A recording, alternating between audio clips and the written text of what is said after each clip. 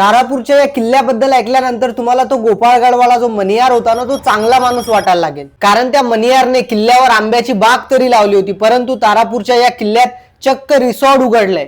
आणि तेवढंच नाही तर इथे दारूच्या पार्ट्या होतात, मटणाच्या पार्ट्या होतात, स्विमिंग पूल मध्ये लोक नाचतात. पालघर मधील तारापूर मधील हा किल्ला छत्रपती संभाजी महाराजांना हवा होता, परंतु ते हयात असताना त्यांना हा गडकिल्ला जिंकता आला नाही. परंतु त्यांच्यानंतर चिमाजी अप्पा यांनी पराक्रमाने हा किल्ला जिंकला आणि मराठ्यांचा भगवा या किल्ल्यावर फडकला. आपल्या पूर्वजांनी जे गडकिल्ले जिंकण्यासाठी आपल्या रक्ताचं पाणी केलं, तेच गडकिल्ले या प्रायव्हेट लोकांची प्रॉपर्टी झालेत आणि तिथे हे लोक आपले रिसॉर्ट उघडतायत, पैसे कमवत आहेत.